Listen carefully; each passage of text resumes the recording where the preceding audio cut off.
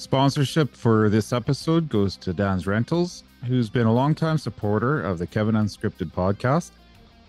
With co-owner Chris Shire has been a guest on this podcast a couple times, episode 2 and also 12, possibly a third in the future. A little history of Dan's is they were started in 2002 by Dan Rohn, who had a very strong work ethic, knowledge, and standard of service that built the company with a reputation of expertise in the industry. 2019, Chris Schreier and Dwayne Sawchuk purchased Dan's Rentals, and since then they've grown and expanded into the Grand Prairie, Alberta area. Dan's Rentals provides a lot more than just rental equipment. With experienced field personnel and specialty downhole tool assemblies, or BHAs, they have what you need for virtually any operation, ranging from completions, workover, abandonments, or their specialty, which is deep basin critical sour. Whether you need a wellhead crossover connection for coil or rig operations, maybe an overshot for a rig job or a BHA assemblies for those dynamic jobs, the first and only call you'll need is to Dan's Rentals for leading edge industry experience. Give them a shout at one or two of the branches, which is Fort St. John, 250-785-6100, or the Grand Prairie office, which is 780-228-6616. And they've also got a, let me share this here real quick, website, which I'd like to show it to you. Here you go. This is what it looks like with the two branches, Fort St. John and Grand Prairie. Here they've got a little brief history of who they are. You scroll down and they've got a little more contact information along with some of the services they provide and projects and whatnot. So give them a shout and onward with the show. Thanks a lot. The Honorable A. Brian Peckford, who's a former Premier of Newfoundland, which of course now is Newfoundland Labrador, and was born in Whitburn, Newfoundland, August 27th, 1942, before the Union with Canada in 1949, becoming a province of Canada and making Peckford a Canadian under the Newfoundland Terms of Union, an amendment to the Canadian Citizenship Act. Mr. Peckford later graduated from Lewisport High School in 1960 and also became a school teacher in rural Newfoundland. Brian Peckford graduated with a Bachelor of Arts in Education from Memorial in Newfoundland, 1966, and postgraduate work in English literature and psychology. Brian Peckford is a Canadian politician who served as his third Premier of Newfoundland after John Crosbie at the young age of 36 and Premier from 1979 to 1988. This against popular belief changing long-standing provincial government from liberal to progressive conservative that also included a 70% popular vote in the general election for his district in 1975. That's a pretty big accomplishment just with that little statement there, isn't it? Like you pretty much won and then maintained that with a 70% popular vote. During this time, Peckford was also the Minister of Mines and Energy and helped form the Atlantic Accord that gave the Newfoundland province some control over its resources and has generated offshore revenue to the province in an excess of $25 billion so far. In 1982, 40 years and 8 months ago to this month, Brian Peckford was sitting Premier of Newfoundland and helped craft the Canadian Charter of Rights and Freedoms and is the last living signature to the Charter, which is an essential part of Canada's democracy and forms a part of our Constitution. And this is the highest law in all of Canada. 1986, Peckford married his wife, Carol, who are still happily married to this day of 36 years. And of course, Mr. Brian Peckford is a human rights advocate and has filed a lawsuit against the federal government for breach of the Charter of Rights, which we all know you were so well involved in crafting. So was that accurate? I kind of pulled a bunch of information together from different places. Yeah, John Crosbie wasn't Premier before me. He was a member of Parliament in Ottawa and the minister in Mulroney's cabinet. Oh, okay. The Premier before me was Frank Morris. Oh, okay. Okay. So there was a little bit of a clarification. Yeah. And the district that I was elected to in 1972, that was the first time, the only riding in Newfoundland that had never gone conservative in its history. From 1832 to 1972, it had always been a liberal riding, Wow. never conservative. And That's a so streak I in was the historical. first conservative MLA ever elected to that riding. Wow. So it was obviously no wonder people had their doubts that you were going to even win. Never mind, get a 70% popular vote. Of course, in midterm. I mean, that's a feat that I don't think anyone's seen coming. Was that something you seen? There was a need for, and what drew you into politics originally? Give me the question again. Well, to get it, did you see with the liberal landscape, being so Yes. strong for so long? Was that what kind of drew you into actually running for premier originally? Well, what drew me really into running was Mr. Smallwood, who had been the first premier of Newfoundland after Confederation in 1949. He became quite autocratic as he went through his terms in office.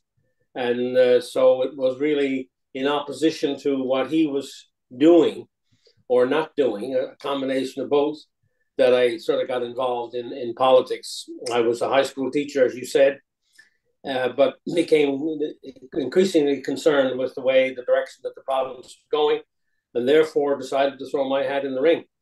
And I did that, by the way, in 1971. I was the campaign manager for the Conservative candidate for that riding, and we lost.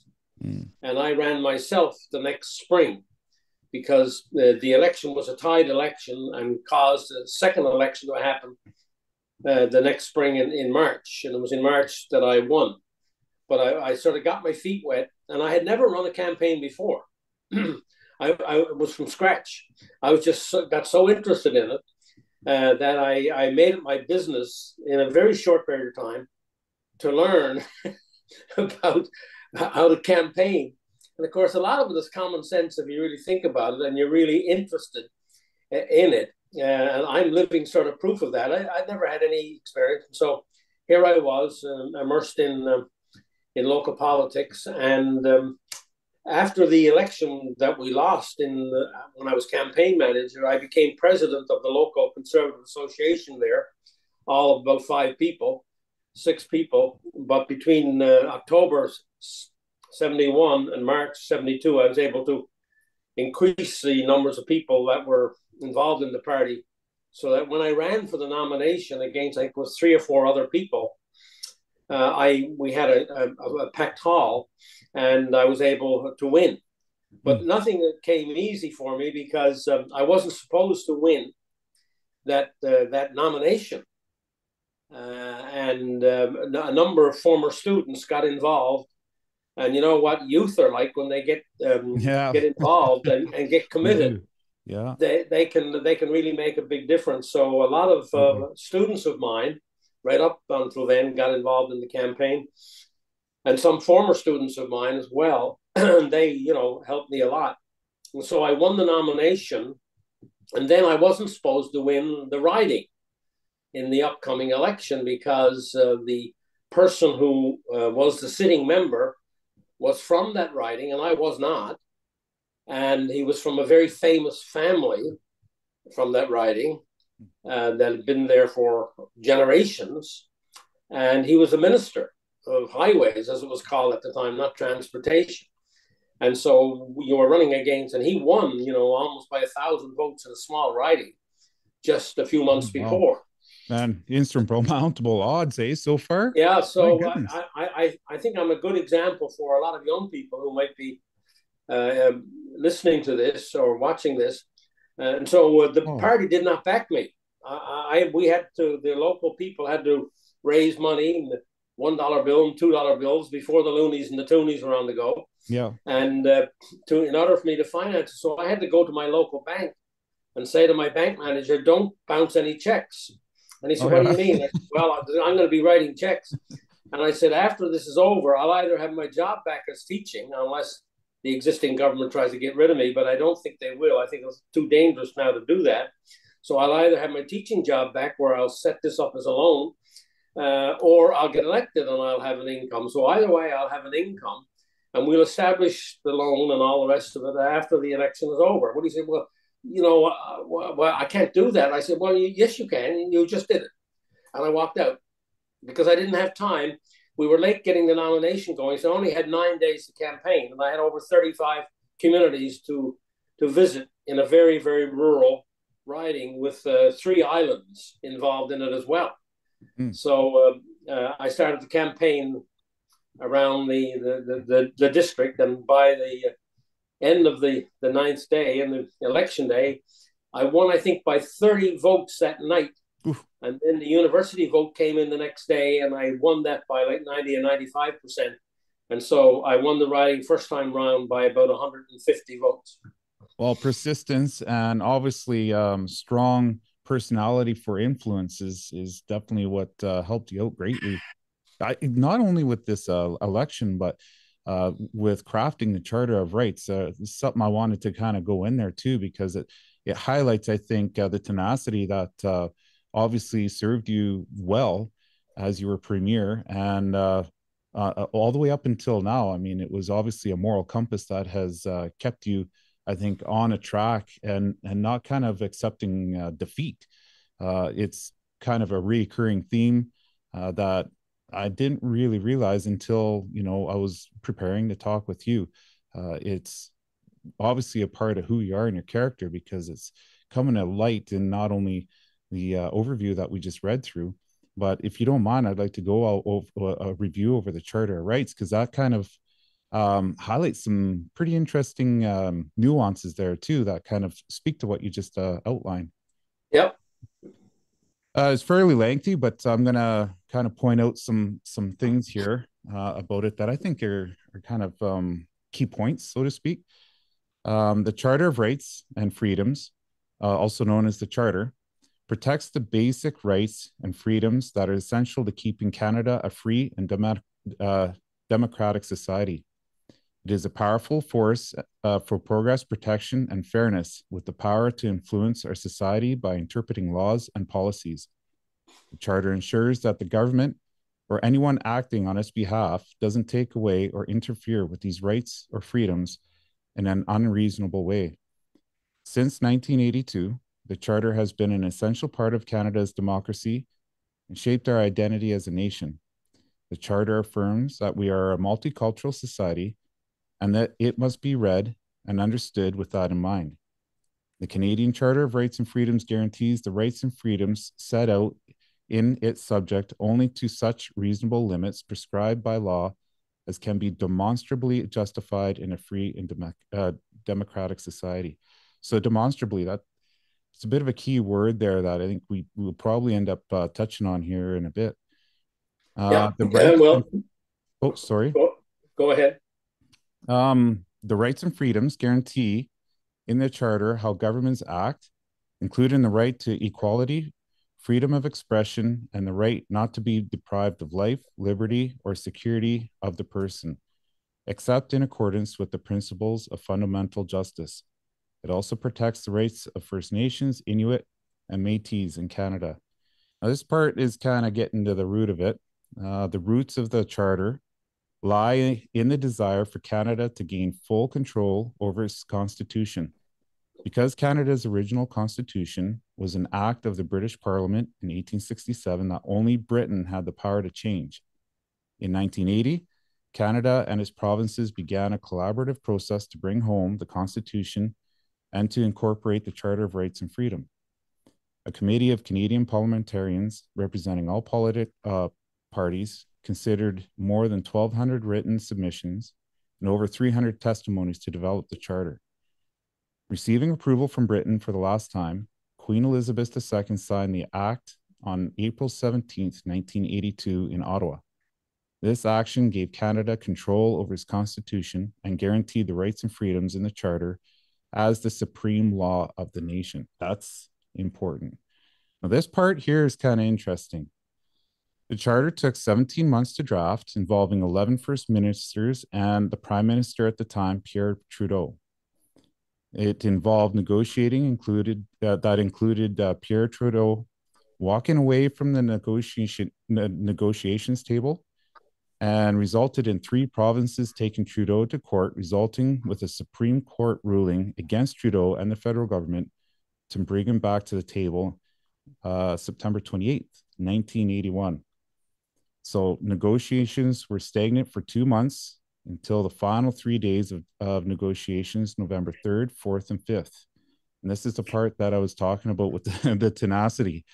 November 4th, Brian Peckford led a delegation that made a presentation to the provinces to break an impasse, resulting in an agreement in the proposal allowing reasonable compromise. And on November 5th was presented by Mr. Peckford that resulted in a deal. The following year, known as the Constitution Act of 1982. So there's a couple other things there, but I thought I'd touch on that because I think a lot of people, I think what you just read out there then, I think it's the first time in 150 to 200 interviews that I did where somebody actually captured it properly.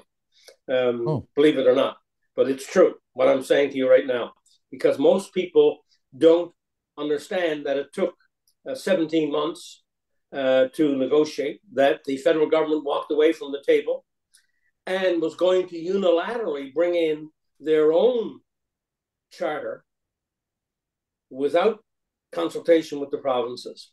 And that's when we took the federal government to court. So the talks had started, then got suspended by the federal government, who walked away saying we were too difficult to get along with, and then actually passed a bill. It got passed by the House of Commons, a bill in the Parliament to unilaterally patriate or bring the Constitution home and add the Charter to it on their own. Pierre Elliott Trudeau thought he had that power. So we took him to court. Now, the court, the provinces, at the time, the press started to call us the Gang of Eight, right? It was the gang. 2 provinces went along with the federal government that they had the power to do this, Ontario and New Brunswick. And first off, Saskatchewan was a little bit, what shall I say, they weren't sure. So it started off with about 7 provinces. And what we agreed to do was not go to all of our courts in all the 10 provinces, which we could have done, but pick 3 provinces. And so Newfoundland, Quebec, and Manitoba were the provinces picked, where we would challenge the right of the federal government to do that, to actually unilaterally patriate the Constitution, because in doing that, they were infringing upon powers in the 1867 Constitution, which infringed upon the sovereign powers given to the provinces. Okay? And so therefore, they could not do that without consultation with the provinces. So away we go to court. And of course, the 3 courts were doing that. Meanwhile, the Prime Minister and the federal government got sort of a little bit cold feet, because it became clear in these court actions that the likelihood of the federal government winning wasn't great. And so what the Prime Minister did then, in September of 1981, was to do his own reference, which he had the power to do, which all provinces have the power to do, by the way, and we might get a chance to come to that. He made a direct reference to the highest court, the Supreme Court of Canada, to ask whether this was constitutional or not, because of the 3 actions we had taken. Well, what the court did at the time was combine all 3, all 4 actions into one case. And we all agreed to That's good. Now we were pushing him to find out whether, in fact, he could really do it. Great. Absolutely. So we could get right to the Supreme Court of Canada. So all 3 cases in Manitoba, Quebec, and Newfoundland meshed in with the reference by the federal government to the Supreme Court. And on September 28, 1981, like you said, and many, many, many people to this very hour, to this very day, in talking about our Constitution, never mention what you mentioned. And there's a reason for it, because it doesn't fit the narrative, right, of the federal government with all this power. A lot of Canadians still believe that when you say the federal government, you're talking about the national government. You're not. The national government of Canada is the 10 province governments and the federal government. That's what makes the nation, because the powers are separated. So nation and federal are two different things. Meanwhile, so go to court, and these were people who knew the prime minister. Some of them were friends of the prime minister. And remember, this was the prime minister of all the prime ministers since MacDonald, who was declared by the press and the universities to be a scholar on the Constitution. He was brilliant. He was a scholar, so he knew what he was doing when he made this reference. And many of the people on the court were his friends. But as I point out in my speeches, which is extremely important, at that point in our history, in 1981, the judges of the Supreme Court were friends of the law first. Yep. Friends of the government second or third or whatever. So when they were possessed with the reference and the other arguments that were made by the provinces and the other three courts, and looked at the history of Canada, there's one thing that that Pierre Elliott Trudeau ignored, forgot, or tried to think that the judges wouldn't take a hard look at it, is this: the Constitution of our country, even to this day, is made up of 1867 Act, which brought the country together, the yep. Constitution Act 1867, and the Constitution Act now of 1982, plus any customs or conventions which were consistent. In order for them to be called a custom or convention, they had to be consistent over the years. And one of those conventions, right from day one in 1867, was that any time there were moves by any government in Canada, the 10 provinces or the federal government, which impinged upon the rights of the other, they had to talk. They had to consult and get approval of the majority. So the court ruled on September 28, 1981, Mr. Trudeau, our friend, you are wrong. It is unconstitutional to do what you're doing, and you must go back and get at least a majority of the provinces. The number was left up in the air, but a majority of the provinces on your side before this is constitutional. And so that's why he came back to the table in November after he lost in September, because he still, and we were all still interested in getting this thing done, getting the Constitution home so we wouldn't have to go back to England anymore, and at the same time make other changes. And the other point that very few people mention, hardly anybody mentions it, is that it wasn't only the Charter. The Charter was part of it. There were other matters that were brought into this patriation and into this agreement, one being, as you mentioned, the rights of the Aboriginal people had never been identified in the Constitution. Well, we did in Section 35 of the Constitution Act. We identified and recognized constitutionally the Aboriginal peoples of this country, and we defined them as being the Innu, the Inuit, and the Métis. Yeah. And that the existing treaties would be honored, and that's in the Constitution. And so ever since, various First Nations have been going to court to get the greater definition of where they fit into this the treaties being honored and so on, and still happening to this day, which is an ongoing process. So I point out all of this is because a lot of people think that it was just a charter, but it was the charter plus individual Aboriginal rights, plus natural resource rights, plus minority language education, plus equalization. All were in there. So when you look at the Constitution Act, it's not just the charter, the whole bunch of other things. So that's why when people say, well, why didn't you put that in the charter or take that out of the charter? The thing was, this was a deal, not just based upon the charter, what was in the charter, but all the other things. So to get all the other things into it in a reasonable way. The nuances of everything and brought it together. It's a package. It's a package. Yeah. So did that take the Bill of Rights in 1960 and the Canadian Human Rights in 1977 also? Were those elements that were taken into No, they weren't taken into it, but the situation with the Bill of Rights of 1960, once again, very important to point out, which very few people ever do, is it was just an act of the federal government applying to federal jurisdiction. It didn't apply to anything in the provinces where the province had jurisdiction. Never provide the health, never provide education, any of that. So it was just a federal act. And the last section of the Bill of Rights of 1960 says this act, of course, only applies under federal jurisdiction. So we still had a gap, even though 1960 was important, and Mr. Diefenbaker should be recognized for that because it was his government who brought it in. He identified and recognized that there was nothing in our Constitution dealing with rights and freedoms of people. It was all British common law, But unwritten underneath the British common law. federal umbrella, not a national. Exactly, exactly, and that's why it took the Charter of Rights and Freedoms. So the Charter was a constitutional provision, not a federal law provision. And Constitution applies to all of Canada. Federal legislation applies to federal jurisdiction. Provincial law provides for provincial jurisdiction, but the Constitution applies to all. So that's why it says it's the highest form of law. Exactly. This is the supreme law of Canada. It took all those nuances. So, these are really important things that I don't think a lot of Canadians. Right. But now when you go to court, or a lawyer goes to court arguing freedoms, he or she will bring up the Charter, the Bill of Rights as well, to indicate that there is a history here of identifying individual rights and freedoms for people.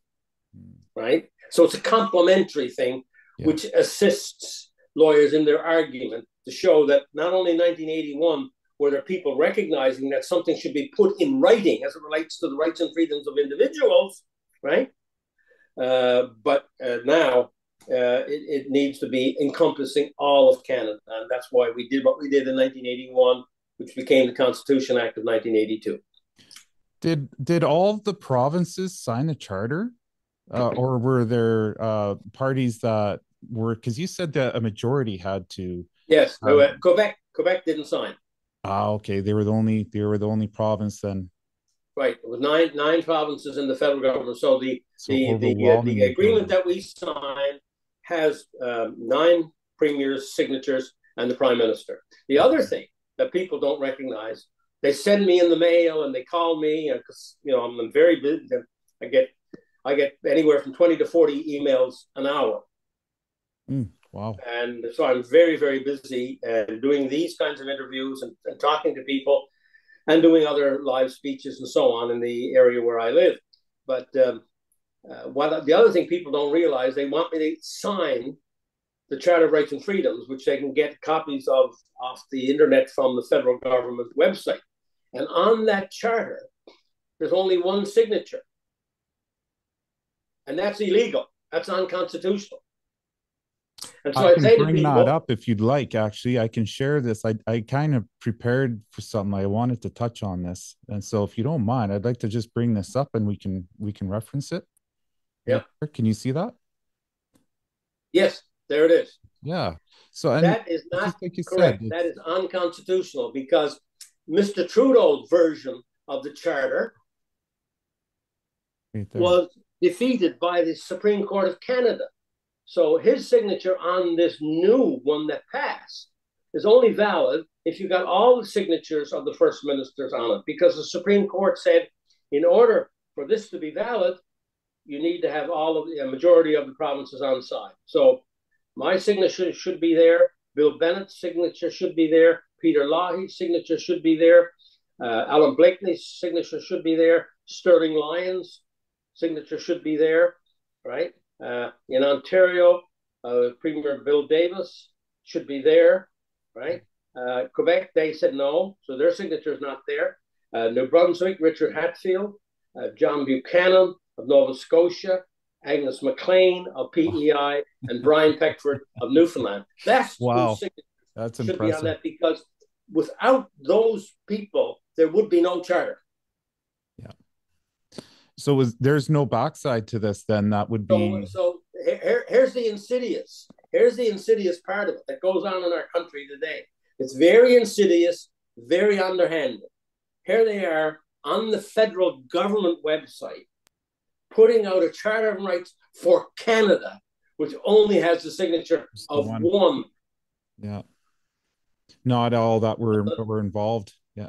Right. So that, though, like that didn't have a backside or an amendment or an area that would allow for all the different signatures to Yeah, be oh yes, included? oh yeah, but remember, this was put out by the federal government. That's why I said insidious. Yeah. They are trying to give the impression that this is a federal government document, not a national document. They should be condemned from heights on high for doing that. The law societies of Canada, the law departments of the universities, the governments of Canada themselves, the government of BC or Alberta, whatever, all should say, take that down. That is not constitutional. The prime minister of this nation did not, that's not his document. The document belongs to nine, right? 10 first ministers. He is one. And the other nine signatures should be there. Then it would be legitimate. Yeah. But there you go, you see. So that helped right from day one to perpetrate the notion that this was Trudeau's charter. And you see it written up in university textbooks. You see it written up on the internet all over the place, as if this was Pierre Elliott Trudeau's charter. It is not Pierre Elliott Trudeau's charter. It is the Charter of Canada, represented by nine provinces and the Yeah. Prime Minister. And that's, you know, kind of even going with what we had touched on with him walking away from the table and kind of forcing his hand. And it seemed like because of, you know, his knowledge and his circle of influence, or friends, I should say, gave him a sense of empowerment to be able to override. Exactly. Good And point. Really, that's, really good point. That's so valid, and that triggers me to ask the following question, which I'm sure you think about as well, given what you just thought about then, and that is, it's this: I wonder today whether the premiers would have taken the federal government to court like we did back in 1981. There's so much in the pocket of the feds right now yeah. that I doubt whether you would have gotten the majority of the provinces to take the federal government to court. Could I ask you a question that would be, I think, kind of a weird question answer to go with what you just said, is that you're taking the federal government to court. So have other premiers backed you and kind of joined in with you taking the federal government to court and supported you in either present premiers or past at all? Have you None, seen support? none. The None. lawsuit that I'm involved in to this day, right to this day, not one premier, present or past, Like has Stephen come out in Harper, Andrew support of Shears, my Pierre point. Poilievre's, nobody has come in No, and no, shown I've support. actually contacted him. Yeah. Wow. Yeah, no, nobody, not the Conservative Party, not the Green Party. Of course, the NDP in Ottawa are in bed with the Liberals, so you wouldn't expect them. But no, none of the political parties nor their leaders has come out in support of my lawsuit. So So that tells you, and this is one of the arguments yeah, I'm having on my blog all the time, where I'm even parting ways with people who are on my side. That is, where is everybody? that's a Where good is question. everybody? Yeah. Where is everybody? Okay, they allowed the Emergency Act inquiry to go ahead. Who set up the inquiry? The government of Canada, under the Emergency Act, has the power to set the terms of reference and appoint the commissioner. In other words, the government is examining itself, which is a conflict of interest. And nobody's saying a word. Wow. And I just wrote an essay on that a few days ago and put it on my blog, and I'll send you a copy afterwards. I sent it out to hundreds last night, where I said, where's the stampede to amend the Emergencies Act so it becomes democratic and the MPs carry out the inquiry, not some unelected person, and let the Parliament Mm. operate or oversee the whole inquiry. Then the Parliament and your MP and my MP will hire scholars in Constitution, scholars on economics, scholars on whatever, and bring reports back to the Parliament. And then the Parliament committee will then present it to the full Parliament and then vote on it. That's what parliamentary democracy is all about, which we have lost. And this very moment today, nobody in Canada has lifted a finger except me to say, where's the amendment to the Emergency Act so we make it democratic? Is there any support that Canadians as citizens are able to show support? I mean, I get what you were saying as far as MPs and elected officials should be the ones to spearhead this, and then of course you would be in support of, as you know, obviously someone that was involved in a Yep. great level of detail in crafting it, Yep. instead of the Yep. one taking the lead on this, and Yep. elected officials aren't falling in behind in form of Well, support. guess It what? seems a little Guess bit what? lacking. To make it even worse, you won't even believe what I'm going to say now. You won't even believe what I'm going to say now. The lawsuit that I have out, and other Canadians are in on the lawsuit, why not just me? Other individual Canadians' names, 5 other names from across country, including Maxime Bernier, by the way, who joined in. So we all had the same lawsuit going ahead, okay? Head of the People's Party of Canada. Yeah. Our lawyer, my lawyer, Keith Wilson, asked the federal lawyers when this was ongoing, because now it's delayed because they're trying to stop it from going ahead.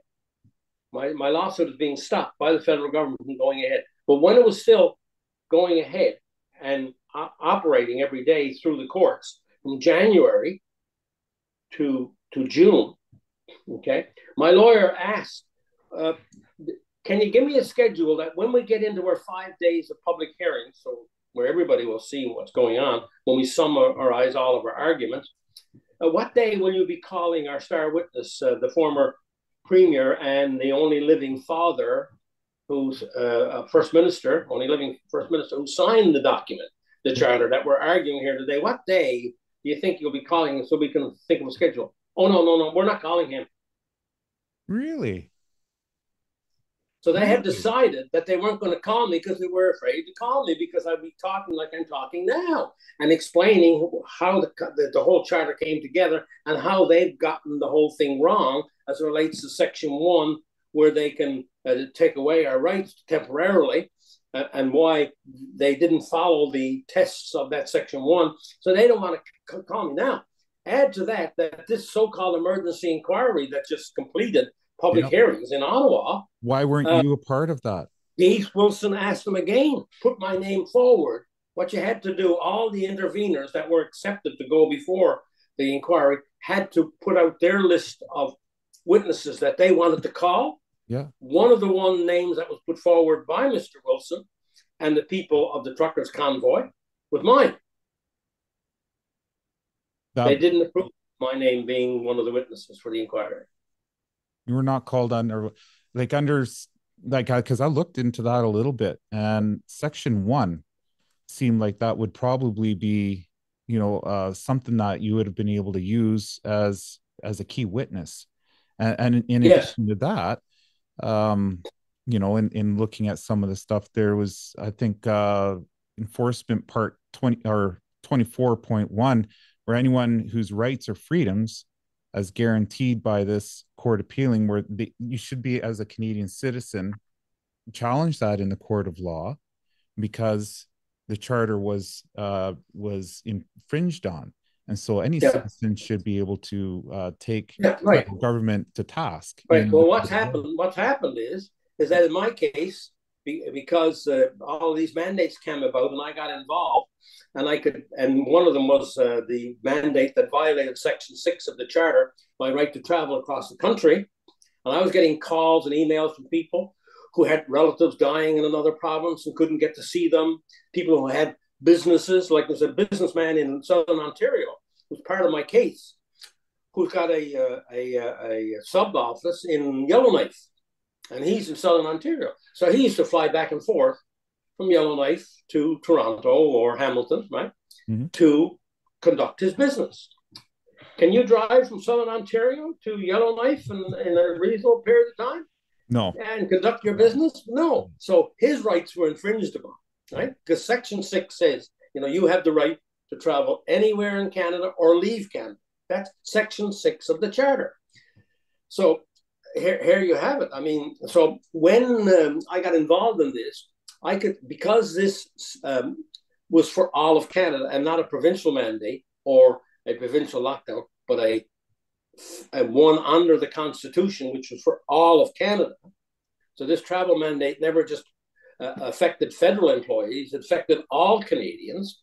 I thought this was a good one to challenge because most people would understand it right away. right from Yeah. St. John's to Victoria, because it applied to everybody. So that's why I took the lawsuit on the travel mandate, because I knew every Canadian would understand it immediately. Yeah. And it still It makes reflected sense. government, interfering with our rights and freedoms. So that's why I chose the travel one, and why the Justice Centre for Constitutional Freedoms, who's acting on my behalf in this case, were eager to pursue it, because they saw it the same way as I did. And so now it's been in court since January, and then it gets delayed in June by the federal government coming in and saying we wanted to have this case dismissed after 6 months of argument, after 6 months of work, thousands and thousands of pages of evidence from both sides. And the federal government had like 10, 12 lawyers on this case. We had Just throwing Mr. roadblocks Wilson up. and two more. We had three. And they started off with 5 or 6, and then came back and said we want more, came back again and said we want more. I mean, it's a crazy situation. So then the judge in the court, in the federal court, said, okay, we'll hear your case. We'll hear why you want to dismiss it. They heard it, delayed our public hearing, which was supposed to happen in September, and put in its place the hearing of the federal government wanting to dismiss. And then in October, agreed with the federal government that our case could be dismissed. Really? 6 million Canadians who didn't get vaccinated, rights were taken away from them for 9 months when the federal travel ban was in effect, and that doesn't make any difference. We can now cancel it. So forget about it, you 6 million Canadians that had your rights violated for 6 months. Not a problem. We're not even going to hear whether it was constitutional, whether it violated the charter or not. And so we've appealed that now. Oh, good. That's been appealed to the Federal Court of Appeal, and we haven't got a date. We won't get a date till the new year. So this case that started last January is going to be ongoing for quite likely 2 years.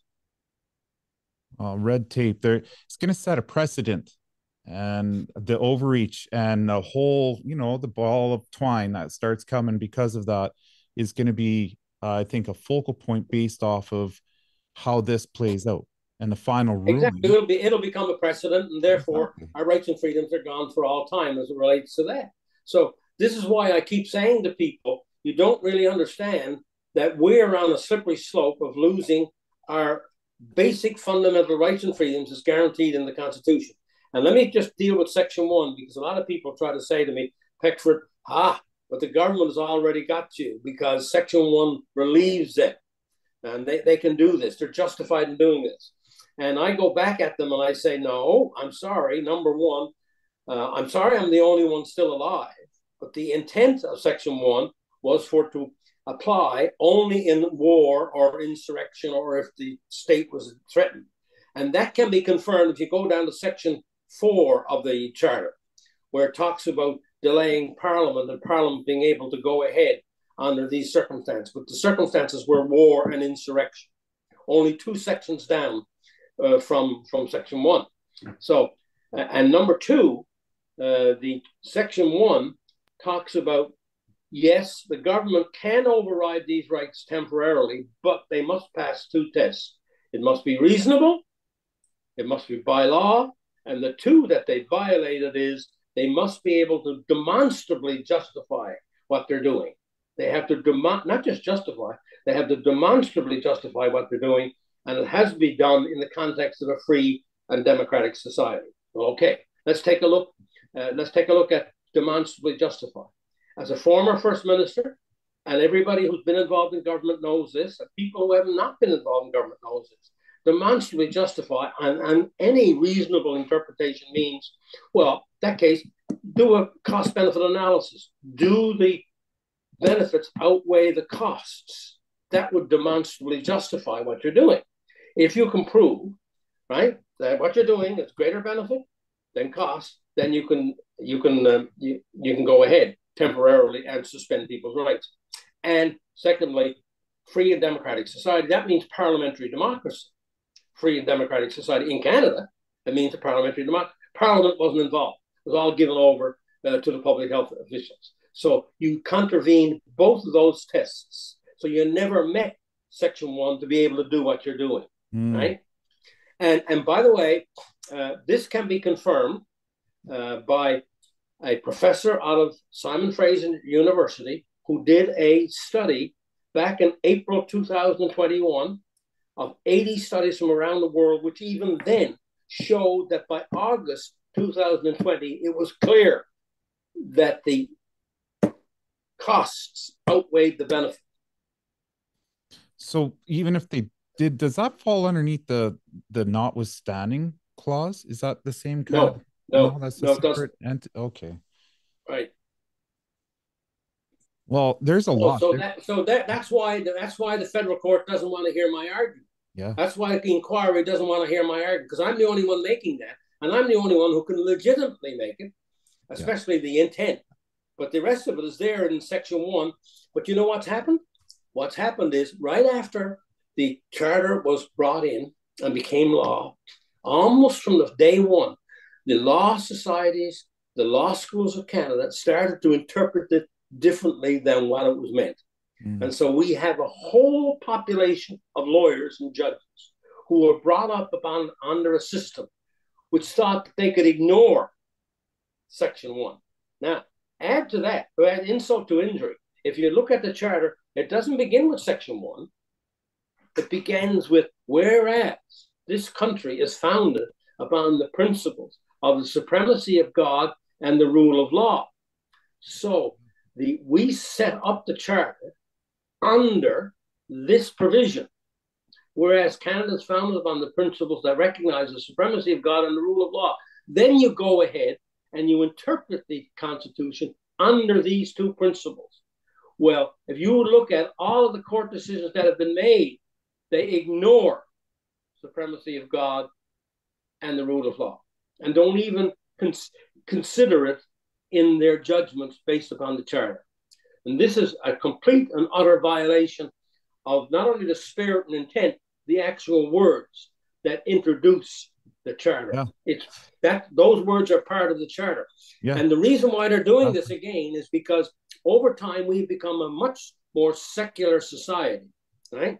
And so if they started to look at having to consider the supremacy of God, they'd have to look at the concept that they have in the United States of inalienable rights. Oh.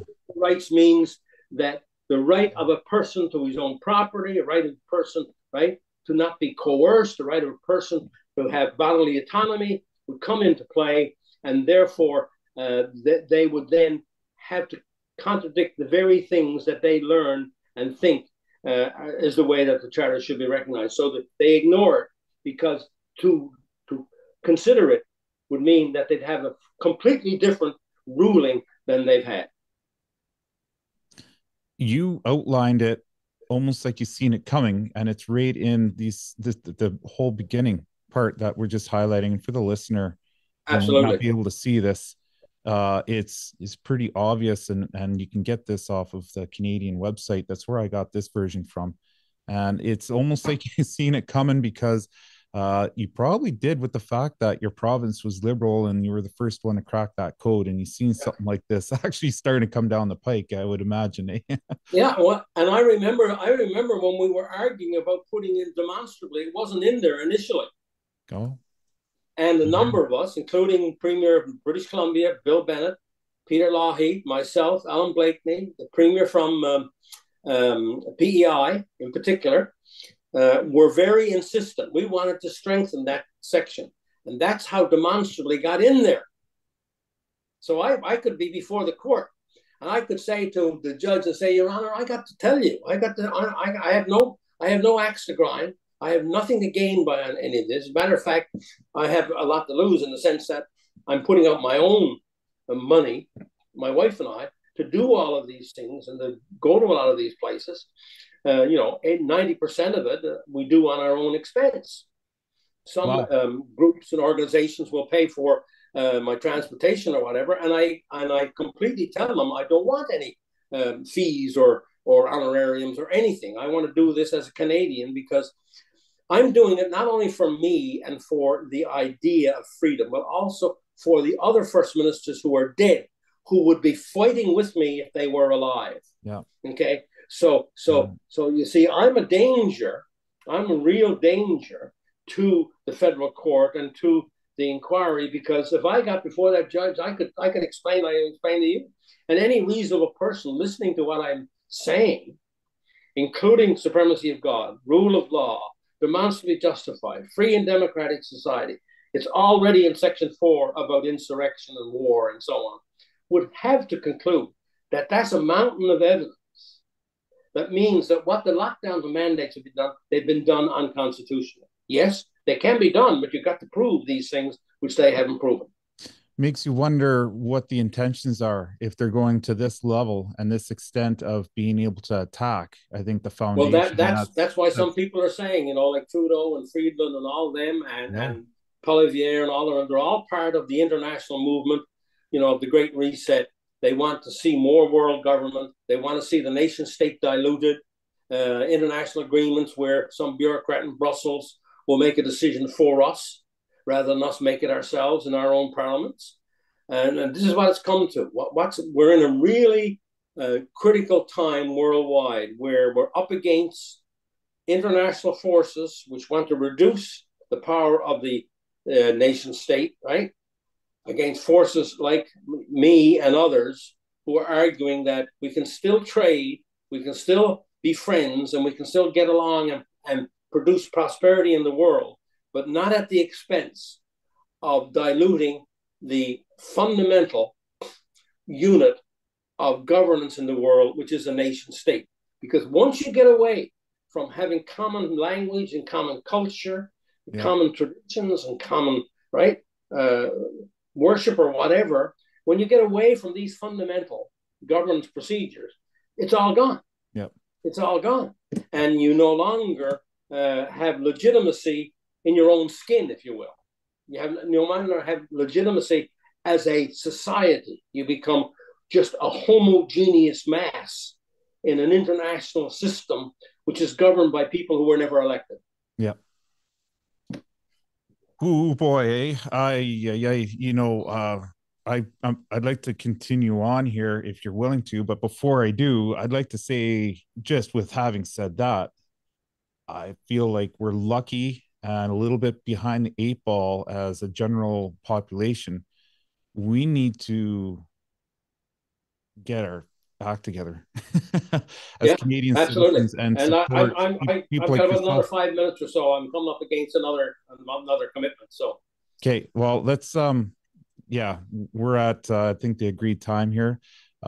We can start wrapping things up. I wanted to touch on the documentary you're in, but what we can do is I can touch on that and let you go, and I can finish off, or we can kind of touch on that too if you'd like, about the documentary with Eagle Vision, Unacceptable. Yeah, well, I'm really up against it here now. So like I said, I got 5 minutes. So however you want to spend that 5 minutes. Well, I'll touch on that after you've left. Okay. Okay. And then we'll just wrap things up. 5 minutes. I think we might as well come to a close so we don't push anything. And in closing, before I let you go, I'd like to say thank you for your time. I think there's a lot of value in you doing this. And I hope the listener that is listening to everything you had just said will, I think, feel like now they're being personally, I think, affected by this. And instead of the comfort of day-to-day life, they're going to get a lot more civically involved in however that looks. That's the key. That's the key. People have to get involved right at the local level in their school board elections. How many people turned out for the school board elections across BC? Well, way below 50%. Yeah. Most of the municipalities in their elections were below 50%. Yeah. So we've got to get back to understanding that a democracy is only as strong as the people participate in it. Yeah. As participation goes down, so goes your democracy. Okay. So people have to understand that basic principle. That means school board, municipal elections, provincial elections, and federal elections. And they have to go to their libraries and consult people who know and understand what our government operations are all about, how they operate. For example, I briefed a number of MLAs in Ontario, PEI, and Alberta who wanted to hear from me. They had never read the charter, and they're members of the provincial legislature. Wow. Same way with a number of federal MPs who contacted me. They hadn't read or understood the charter. So we have elected people who are representing us that know no more about the charter than the local citizen who admits that they have never read the charter. And it's not difficult to read. And then they could get help in interpreting it as well. And so people need to get involved. And the longer we are not getting involved, the more our democracy is going to be lost forever. It's questionable now whether we can get it back or not. Oof, that's a strong statement. Yeah. That's alarming. Yeah. Oh, well, I think the takeaway is for every Canadian to get positively engaged on a civic level in any way they possibly can and support your elected officials that you feel are putting themselves in the line of fire, themselves and their families. And I think there's exactly. And ask questions of your MP. I've said to somebody the other day, and this was people in the UK calling me to find out what's going on in Canada. I did a thing like this. Okay. Yeah. And one of the things I said to this person who was a Canadian who moved out of the country because of what's going on, and she said to me, I said to her, I said, one thing. She said, well, what can we do? And I said, well, here's one thing you can do. Anybody in Canada can, with their friends, if they get their friends to agree with them, form an organization. You don't have to do it legally. Just get together and say you are an organization. Contact your MLA and MP and say, I want you to meet with us 4 times a year while you're MLA or MP.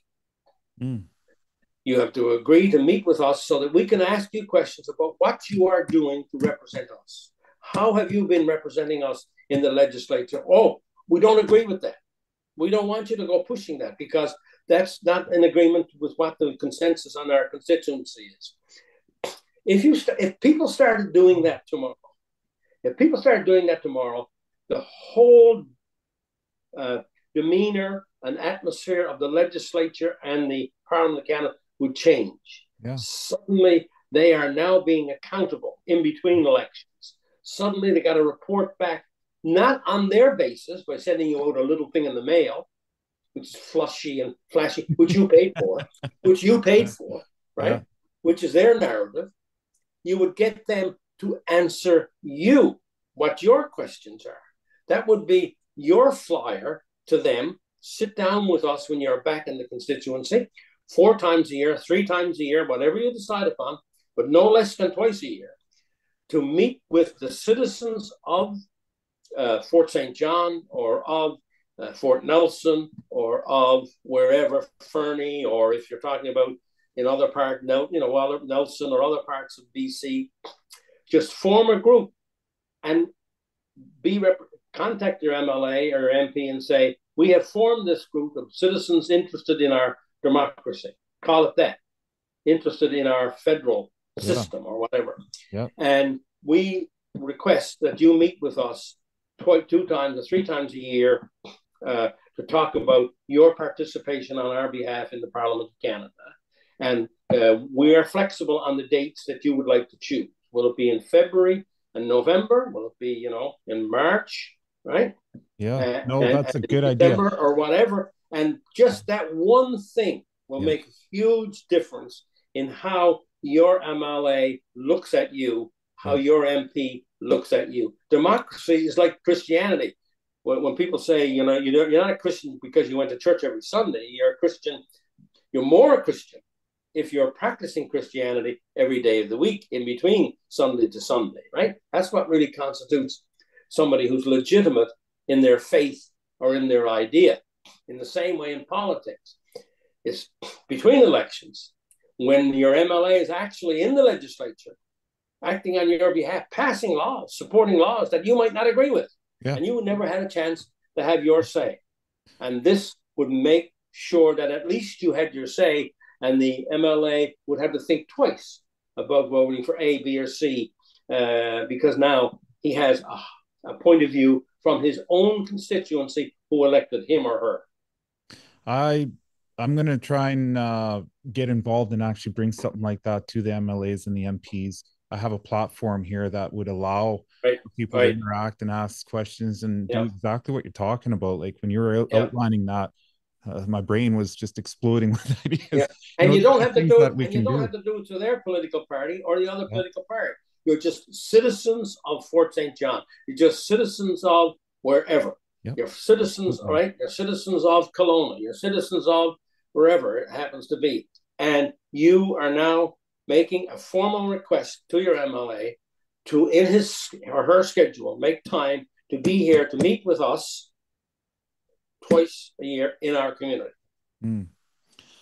Wow. Imagine how many people you will get turning up who weren't a part of your initial organization once Yep. once they see that this is happening. Well, they have your best interest at heart, and they're actually making the effort to be able to Absolutely articulate and represent your communicate with. ideas back. Exactly. And that's a whole lot more powerful than obviously going under the radar. And it's part of how it's our constant, it's being or the, oh, that word, democratic. How come I'm having such a Demographic? right? Democratic. Oh, democratic. Okay. So our Yeah. society, right? You're Yeah. practicing and you're engaging in a democratic way. Right.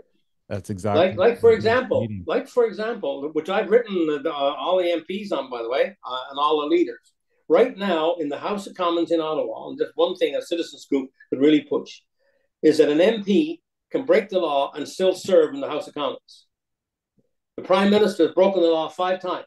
Yeah. The conflict of interest law, not the ethics code, the law, the conflict of interest law. He's broken it 5 times. He's still sitting in the House of Commons. Yeah. Why hasn't Poilievre, I've written him, he never even got back to me. Why hasn't one of the other leaders, Green Party or Mr. Poilievre of the Conservative Party, proposed an amendment to the conflict of interest legislation to say, and the legislation is already there, but it has a loophole. And the loophole is you get fined. Like Mr. Morneau, the former finance minister, broke the law. Guess how much? Guess what the penalty was? $200. Oh. For not disclosing his assets in France. He had a house and property in France, which he didn't disclose on the conflict of interest form. Somebody found out about it, brought it to the conflict of interest commissioner. A hearing was held, and he was found guilty. He was found guilty. And what he had to pay? $200. And he still sat in the House of Commons. So people can force their MP to say, I happen to know the conflict of interest legislation, and there's a loophole there. And criminals can sit in the House of Commons representing me. This is completely undemocratic. Brian, strong words. I mean, that need to be spoken. And I'm glad it came from you, because I don't think it would hold near the weight it does if it came from anybody else. And I don't want to be the guy to make you miss your next your next meeting. As much, honestly, I would love to continue going. Right. I'd like to maybe just say, if you're willing, I would too. I'd love to keep going, but yeah, I've got to go outside the house, as a matter of fact, for my next meeting. You go. All right, yeah. sir. Well, thank you very much. I like the mug you were drinking coffee out of. Oh, look at this mug. Thank you very much for sending that to us. Guess what? It's the best mug for keeping things warm that we've ever had. Yes. Yeah, they're amazing.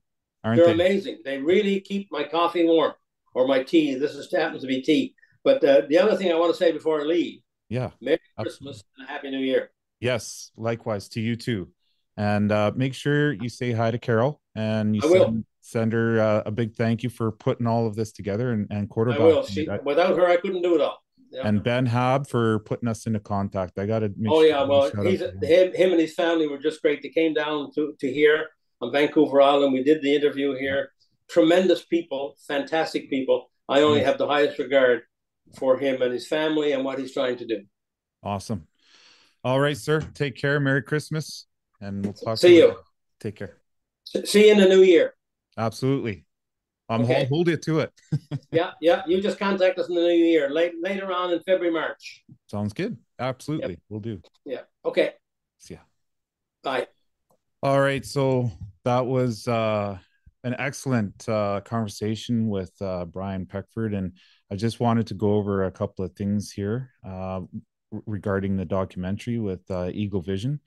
I'm just going to do play a trailer. And for those of you who are listening and you don't have a chance to kind of watch what's going on here, you can find this video on Eagle Vision's website.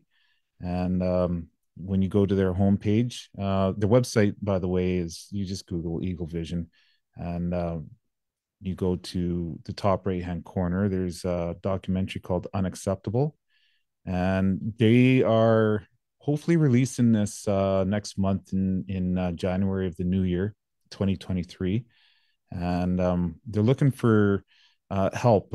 They haven't finished it in a polished way where it's now a complete documentary. So I encourage anybody who is listening to this and wants to help out with the documentary, getting involved with Brian Peckford, and just getting involved in any way possible. Check out the website, and I will play this trailer here. Here we go. 3, 2, 1.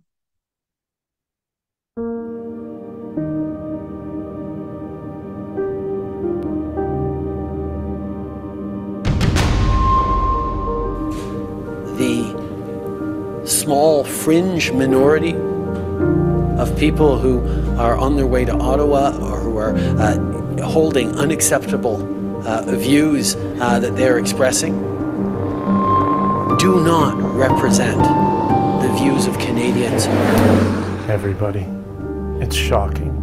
This is not about truckers exclusively. There's people from all political spectrums. People left, right, libertarian, like it doesn't matter. There's people from all cultures.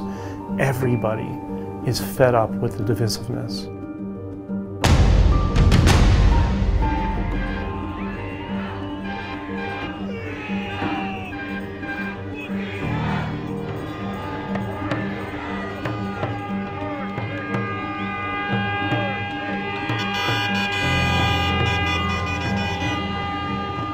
I mean, the majority of people actually do support mandates and whatnot. You've seen many polls, I'm sure, from the Angus Reid Institute, the Lager Institute, any of those polling companies. They show that 2/3 to 3/4 of Canadians support mandates, and that is still true here in Saskatchewan as well.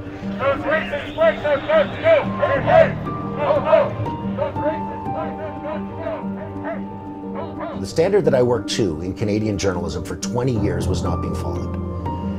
It was as though they were Googling what was happening. Although the CBC is one block, it's on Spark Street, the pedestrian mall, right next to the Parliament buildings. All they had to do was probably further to walk to their car than it was to walk to the protest. And they didn't seem to be there. Now, they may have been there, but they certainly weren't telling what was happening. And these protesters, certainly a hardcore group, not going anywhere. You can see them, they're shuffling, they're angry, they're shouting. Efforts to recreate the Ottawa convoy and its disruption are now underway here in Washington, in cities across the U.S. and right around the world. The federal government has invoked the Emergencies Act. The message had always been, remain peaceful, no matter what. The police were the aggressors, not the protesters.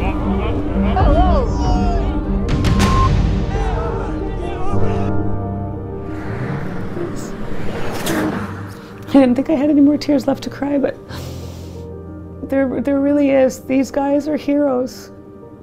They really are heroes.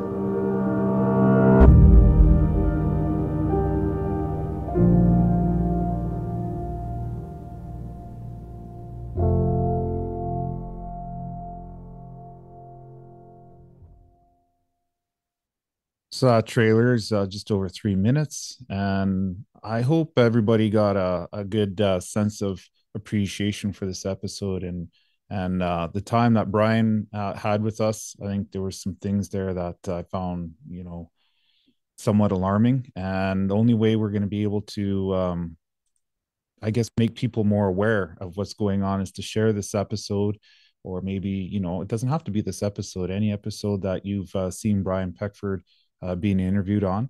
And one other thing I'm going to share too is the Charter of Rights. This is something that I found was fairly straightforward. It's only one page. You're looking at it here with the screen, and for the listener, you just go to the Canadian government website, and it's got a copy of it. It's very easy read. It's a lot different than what I was expecting. I was thinking like a binder full of, literature that be pretty tough to get through. There's one page, and I encourage people, at the very least, to read through something like this, because it's under attack, like you just heard. And if anything, it's good for us to be able to see what the foundation of our country has been based off of. And this is a huge, powerful tool that is under attack right now. Other than that, in closing, I would like to mention in the recording that I have a sponsor for this episode and the next one coming up, Dan's Rentals. I'm going to go into a little more detail on the next episode, and hopefully maybe at the beginning of this, I'll put in a clip for Dan's Rentals. Huge supporter ever since I started podcasting a little over a year ago. Chris Schreier with Dan's Rentals was on this podcast a couple of times, and big shout out to Dan's for sponsoring and making this episode and the next one possible. Appreciate it, and it's a pretty good feeling to know that people see value in it, and it's starting to grow. And I do have the intentions of doing whatever I can to try and make this episode streamlined and polished, and something that if you see value in listening to, you can share and be a part of the podcast and growing and getting the word out there, and messages from Brian and many others. So in closing, thanks again, and take care, guys. If you're listening to this before the holidays, Merry Christmas, Happy New Year, and let's make 2023 an epic year.